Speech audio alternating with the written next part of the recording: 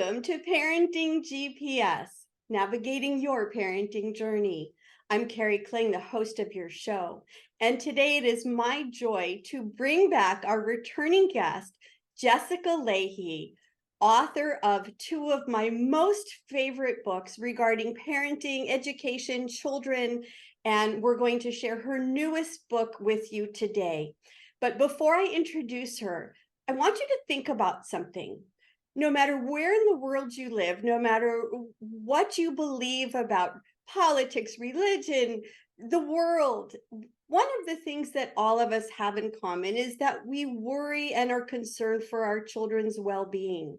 And one of the things that parents worry about and are concerned about is how do we help our children grow up substance-free? How can we prevent our children from getting hooked on drugs or alcohol or any other kind of substance? And that's what we're going to talk about today. The title of this show is The Addiction Inoculation, and I'd like to introduce our guest to you right now. Jessica Lahey is the author of the New York Times best-selling book, The Gift of Failure: How the Best Parents Learn to Let Go so that their children can succeed, and The Addiction Inoculation: Raising Healthy Kids in a Culture of Dependence. Jess was awarded the Research Society on Alcohol's Media Award for outstanding journalistic efforts of writers who cover empirical research on alcohol for her book, The Addiction Inoculation, and advocacy for the recovery community. Over 20 years, Jess has taught every grade from 6th to 12th in both public and private schools, and spent 5 years teaching in a drug and alcohol rehab for adolescents in Vermont. She has written about education, parenting, and child welfare for the Washington Post, The Atlantic, and her bi-weekly column, The Parent Teacher Conference. It ran for 3 years at the New York Times. She designed and wrote educational curriculum for Amazon Kids' award-winning animated series, The Stinky and Dirty Show, and was a 2019 Pushcart Prize nominee. Jess holds the dubious honor of having written an article that was later adapted as a writing prompt for the 2018 SAT. She co-hosts the #AmWriting podcast from her empty nest in Vermont. Jess, thank you so much for coming back. Thank you so much for having me again. I really enjoy it. Well, this new book, and by the way, just an aside before we get started to our viewers out there, The Gift of Failure, Jessica's first book, and I have it right here, is one of my all-time favorite books about parenting and education.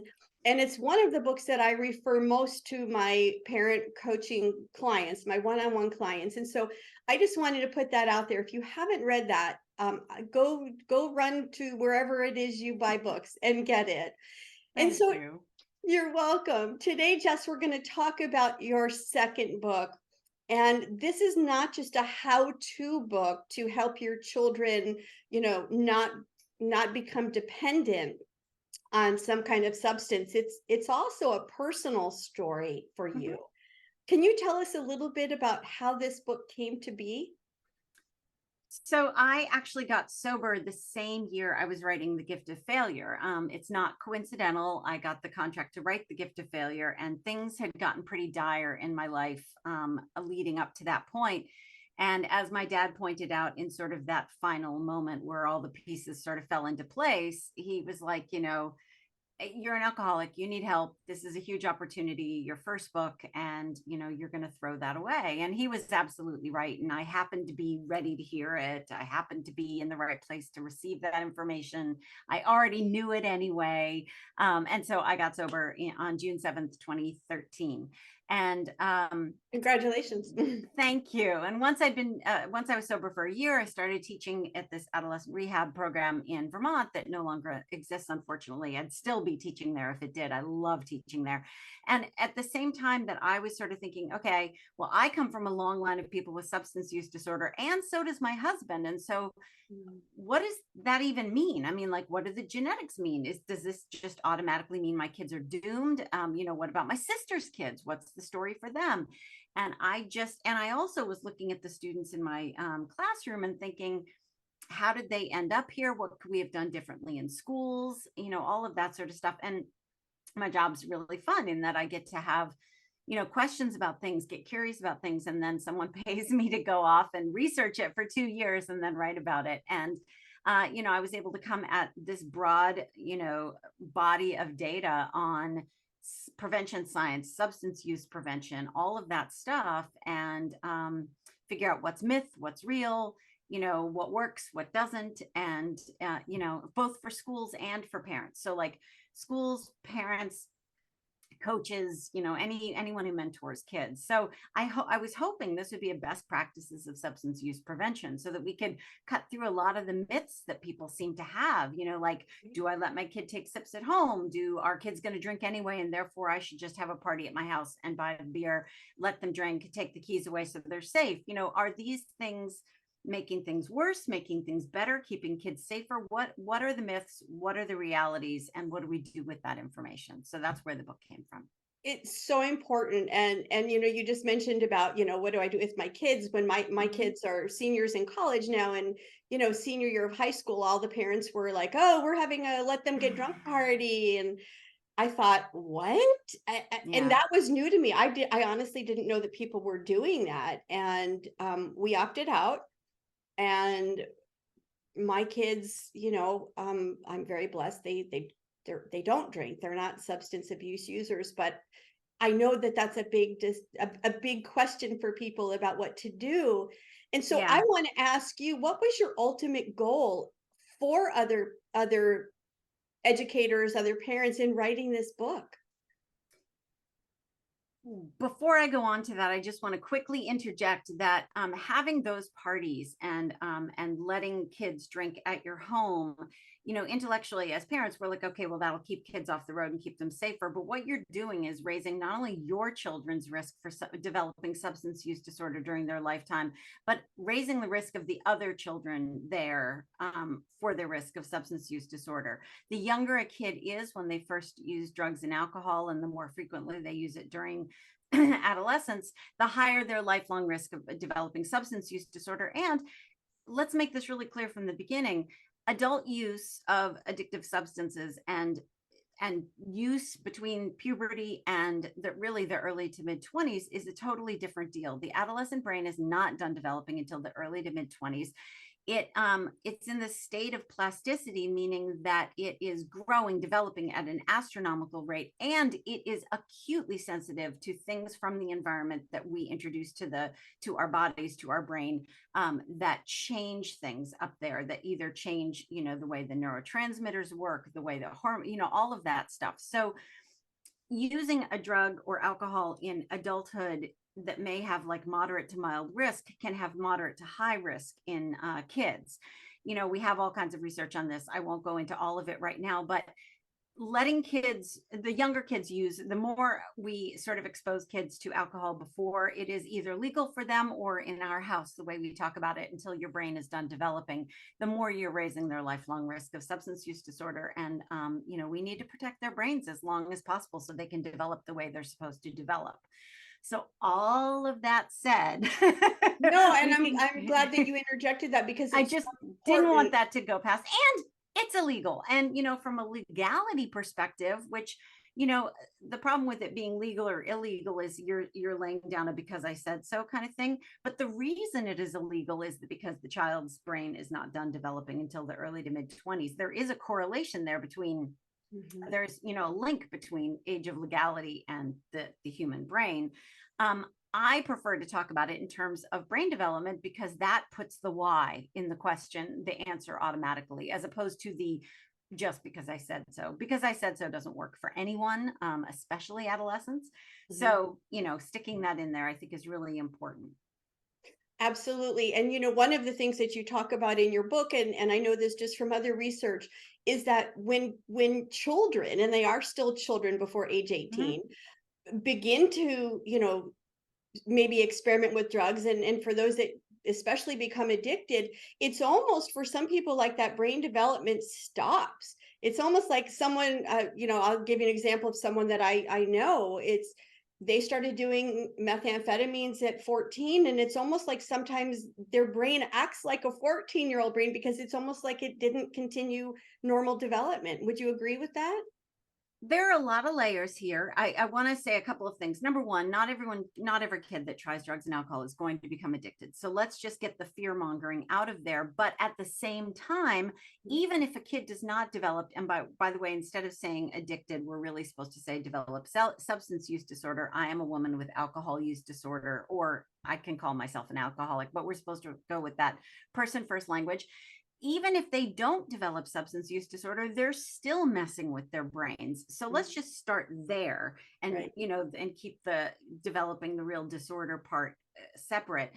But that the whole what you're asking about, which is really fascinating, is kids most of the time are using a substance because they're trying to either numb a feeling out, numb something out they don't want to deal with. Whether it's, for me, it was anxiety, whether it's anxiety, whether it is, they don't want to think about some trauma that they've had to deal with. And Mhm. you can see that if you start to go to that substance, as I did, rather than dealing with the root of my trauma, my coping mechanism becomes the substance. So if we could start thinking about this as the reason that, the kids in the rehab that I taught, maybe they would be 17 years old, and yet developmentally, they're really acting more like 13 or 14. Well, if they've been using since they were 13 or 14, of course, that's where they are developmentally, because they never developed coping mechanisms that would allow their sort of upper brain functions, the part that kicks in, the part that wires up last. They haven't had the opportunity to develop the coping mechanisms that kids who have had to cope outside of just numbing the emotion have had to.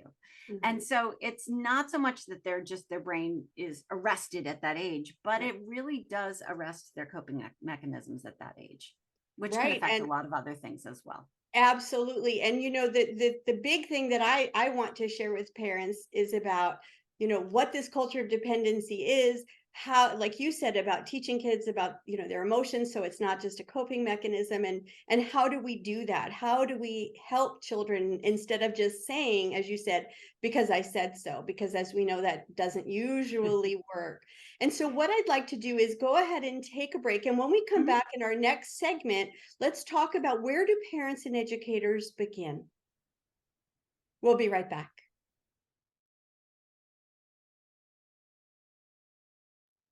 Just in the first segment, we started to talk a little bit about just the whole culture of dependency, and how we think about this with our kids. In so many schools around the country, maybe around the world, I'm not sure, we start talking with kids about drugs maybe about fifth, sixth grade. And there are programs in middle school and high school. And you advocate that that's too late, that we really need to begin these conversations earlier, as early as pre-K. Can you share a little bit about that with us, please? Yeah, I try to stay away from too late, because then that makes people think, oh, well, it's too late, forget it. Right. But what we do know is that the best substance use prevention programs, the ones with, when we look at the evidence, when we look at evidence of efficacy as evaluated by outside, objective third parties, which is something that's hard to come by, but we have these programs. The most effective programs start in pre-K and K and go all the way through to the end of high school, and then conversations with kids in college, between parents and kids, that's super important too. But yeah, these programs start really, really young. And of course, we don't start those programs, kindergarten and preschool. We don't start talking about, crystal methamphetamine. We start with conversations about things that go on the outside of our body and things that go on the inside of our body. And some of the examples I often give are things like, when we're brushing our teeth, sweetie, why don't we swallow the toothpaste? If it's good on the outside of our teeth, wouldn't it be even better if we got it inside of our body? Well, no, because it can upset our tummies. That's not something that we put on the inside of our bodies, except just on our teeth.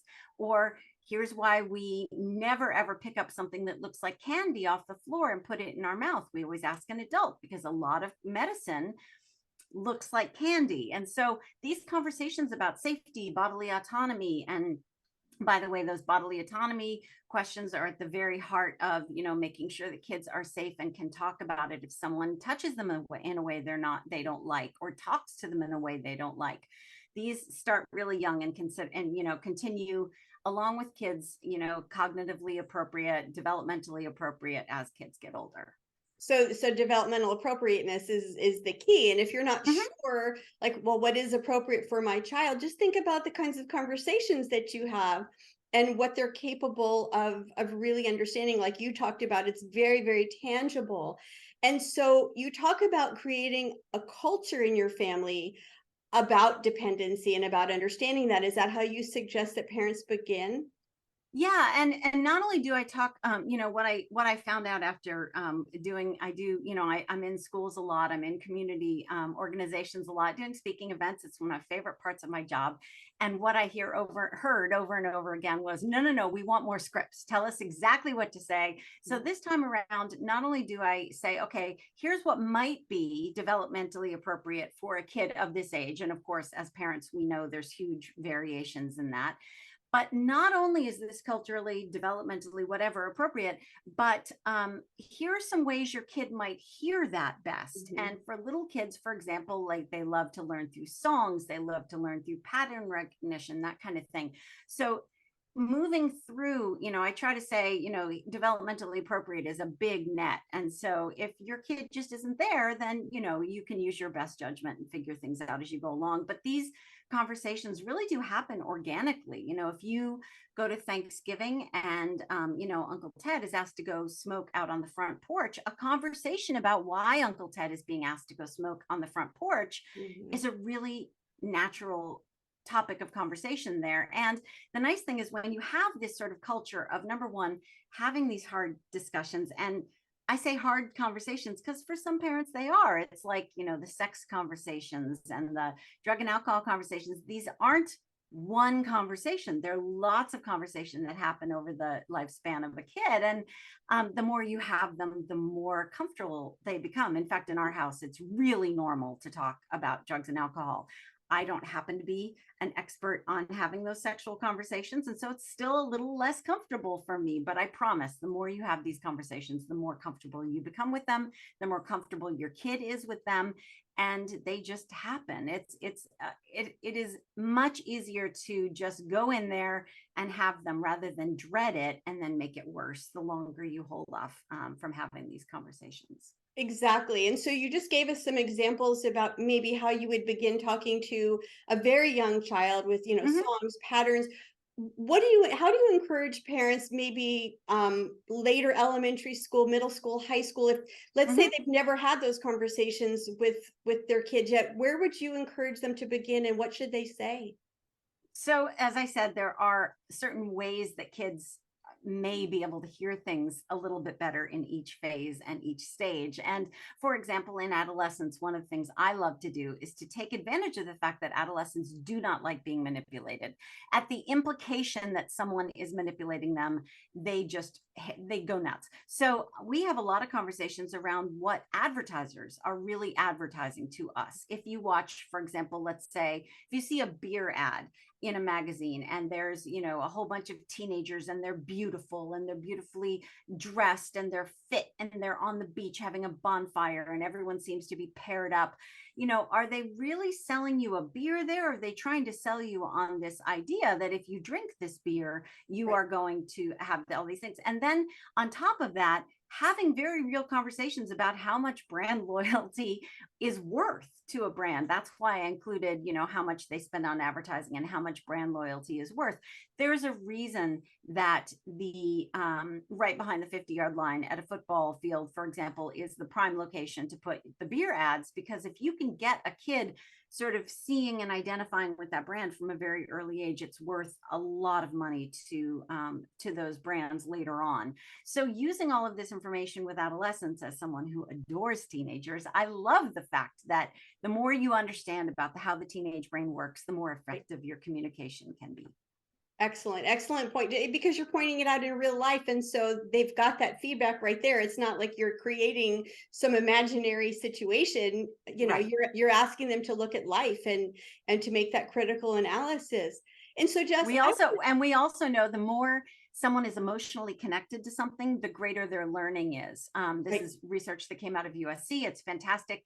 And, we know that the more relevant that information feels to them, the deeper they learn Right. And hopefully they'll never forget it. And it. so you talked about children, and you talked about we've talked a little bit about different age levels.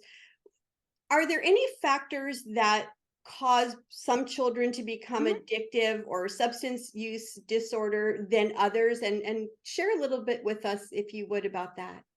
So I've already mentioned that the younger a kid is when they first try substance, the higher their lifelong risk of developing substance use disorder. So, for example, if an eighth grader has their first beer, and they're, when they're in eighth grade, then they have around a 50% lifelong risk. It's really closer to 47% lifelong risk of developing substance use disorder. And there are lots of factors that go into that, but these are the statistics we have. If they wait until 10th grade, that drops by about half. It goes down to like 21, 22%. That if they wait until they're 18, it drops again by over half.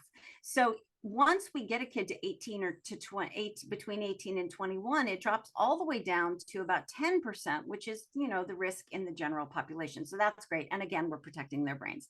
Mhm. However, we also know that genetic risk, which I have passed down to my children, genetics is about 50 to 60% of the risk, the whole risk picture. That comes from Dr. Mark Schuckett at University of California, San Diego. We also know that adverse childhood experiences, trauma with a capital T, and that list that that the CDC and Kaiser Permanente put together, that list is very helpful. You can go take your own ACEs quiz. You can find out what your own between 1 and 10 of your score for the adverse childhood experiences that you have experienced, and your risk for substance use disorder and lots of other things, heart attack, stroke, all kinds of negative life outcomes, goes up the higher your risk is. We also know that there's a bigger list of adverse childhood experiences that Nadine Burke Harris writes about in her book, The Deepest Well. And that's, childhood poverty, that is systemic racism, that's adoption, divorce, separation, all of these sorts of things that are difficult to hear. But I ask parents to look really objectively at their kids' risk factors without feeling defensive, without the shame, the guilt. I am racked with shame for what I've passed on to my kids genetically, but I can't afford to do that because I have to talk about it. So genetics, adverse childhood experiences, trauma, there's a few other things, academic failure, social ostracism, aggression in childhood. If your child is aggressive towards other children in childhood, that's really important to get an early intervention for, and a couple of other things that sort of dance around the fringes. But that's the big picture for risk. Right. And so the big thing I'm hearing you say is, whatever it is, it's not about shame. It's about facing it and moving forward to give your child the best chances of not becoming a statistic. Yeah, One there's sort of two levels that I would love, on a public health level. I would love it if we could address adverse childhood experiences and improve the foster care system and all the things we need to do to fix that stuff. But since we can't control all of that, just Right. little old me, what I can control is getting help for my kids early if they need it, therapy, cognitive behavioral therapy, any early interventions for anything that can lead to academic failure, social ostracism, all those sorts of things are really important. So important, and earlier is better. And Mhm. one of the things that you do, actually it's not just one thing, it's many pages, and I'm going to pull this out here in your book. On pages, it starts at page 196, it goes to 203. You give tips for helping kids resist peer pressure.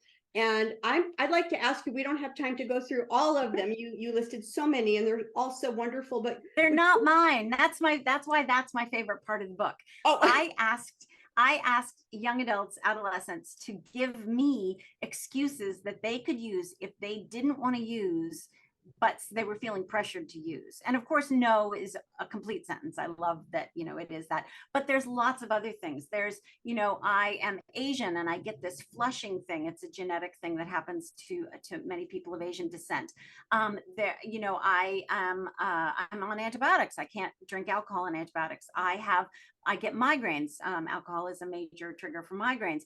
I need to get up early tomorrow because I have a track meet or a track practice, or I'm meeting friends to run with. There's so many I have a sleeping disorder, and I have trouble sleeping anyway, and alcohol really messes with that, as do lots of other drugs.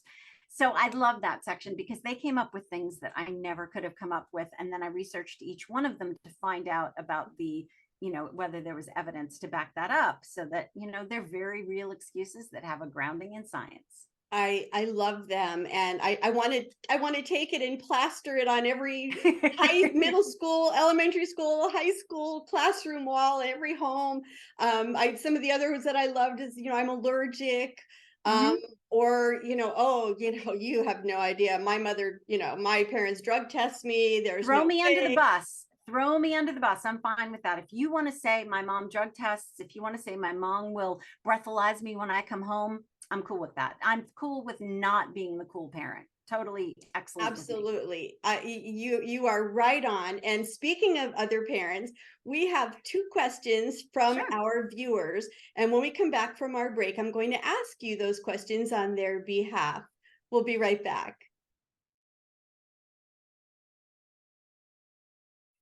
This is the part of the show where we take questions from you, our viewers. I like to call it your parenting destination. And as I said, we have two questions today, Jess. And the first question comes from Benny L. in Morgan Hill. And Benny's question, or Benny asks, we have some extended family members who drink way too much and get drunk at every family gathering. I hate how they act and the examples that they are setting for my own children, ages 10 and 13. Should I allow my children to even be around these relatives, or should we stop inviting them over if they won't stop their excessive drinking?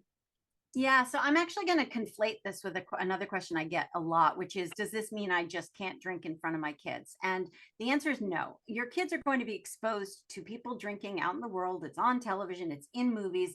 So just keeping them away from that is not really feasible. But what we do need to think about is the message that we're sending when we do drink, about why we drink. So, for example, if you come home from work and you're like, oh, I had the worst day, I really need a drink. Or we're going to Thanksgiving, we're going to grandma's house, and there better be plenty of wine there because I am just not going to make it through this day otherwise. What we're teaching our kids is to drink at our emotions. We don't want to feel that difficult stuff. And so it's much easier if we just numb out. And believe me, I get it. That's where I did some of my most obsessive drinking, was when I didn't want to deal with that family stuff. And someone actually asked me this exact question just 2 weeks ago. She, same thing, had a lot of relatives that would drink too much. And I was able to say, look, here's what we did, because this is a very real scenario to me too. I stopped drinking because I knew I couldn't raise my kids in that culture, because it was going to up the chances that they were going to end up having a problem themselves. My husband still drinks occasionally, one drink here and there. We never have open alcohol in the house. However, there does come a point at which even if you talk to your kids, and keep in mind, you can't change other people's behavior. So let's not go trying to change your entire family. I mean, if you want to talk to them about it and say, I just don't feel comfortable bringing my kids around if you're going to keep that up. If they push back, there's not much you can do about that. But what you can say to your kids is, look, my job is to keep you as safe as possible and keep you around the best possible, show you the best possible habits and modeling. And I'm a little bit uncomfortable with how much the people in my family drink. One Christmas, for example, in our family, one of my relatives relapsed at Christmas, and we were all together. We paid a lot of money, spent a lot of money to all come together for Christmas. And we had to pretty much cancel Christmas. My sister and I agreed. We teamed up, united front, and said, this is just not safe for our kids to be around this. It would not be good parenting to let our kids be around this. And Christmas got called off that year. It was awful. It was awful. But what my kids remember about that year, because we tried to make it special for them separately, was that I protected them from a really icky situation. And if they had stayed, there would have been screaming, there would have been yelling, there would have been chaos, let alone if someone was drinking and driving, all that sort of stuff. There's a point at which you either talk to your kids, you should get them ready for it, talk to those people, hope and pray that they're going to be willing to change their behavior around your kids, or decide where your own personal line is. And my own personal line for my kids was, that I just didn't want them to be around that level of chaos. Right. And I just a side note, Yeah. that was their grandparent. And the thing I keep to myself is which grandparent, but that was their grandparent. And telling that grandparent that my sister and I, were going to not allow our children to be around them when they were intoxicated was the final straw for that grandparent. And they are now in recovery. So I'm not saying that's how it's going to go. And this came after, as I said, this was a relapse. This came after lots and lots of chaos and yuckiness that came before. But that was the final straw for this particular person, and it played double duty of, that person's been sober ever since. And my kids learned a lot about that Christmas. Sometimes you have to make hard decisions that are the best for your family, Right. and I had to prioritize my family first as opposed to the extended family. I think you just hit the nail on the head. It's about our priorities. Kids might be disappointed about, well, Christmas wasn't what we thought it was going to be, but kudos to you and your sister. Really tough stuff. That was that I teaming up with my sister has been, because we have each other no matter what, and we know that we're doing the right things for our kids. And I also, I explained the situation to my kids. I said, we have this genetic predisposition for substance use disorder. So that was a real proof of, a real life experiment, a real example of, sort of where this can go. And even if they don't remember ever seeing me drink, they will know that this exists in our family. It blew up Christmas one year, and yet our mom and dad and our aunt protected us from that. And hopefully that will help them make decisions about their own potential substance I abuse hope in the so. future. If I were ever to relapse, I would hope that one of my children would take that example and have the guts to come and talk to me about the fact that they were worried about my behavior, because I would never want someone to withdraw their love, their presence, my grandchildren, Right. and not tell me why. I would love to be given that opportunity to do better.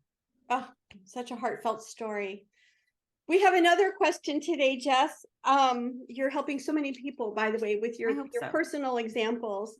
Our second question is from Janae P. from Houston. And Janae writes, is there a book about substance abuse prevention that I may give my teen to read, so all of this important information doesn't have to all come from me? And I know you have a favorite book out there. I do. I actually have two things. So while I did not write this book for young adults, I hear from a lot of parents who have been listening to it in the car, and those, even when you think kids aren't listening, they're listening. And so, I highly recommend. I do love David Sheff and his son, Nick. David Sheff wrote Beautiful Boy. Nick was The Beautiful Boy. It was also made into a film. Nick has two biographies of his own that have to do with his own substance use disorder. They wrote a book together called High, and I wish I had it in my hand, but it's over across the room.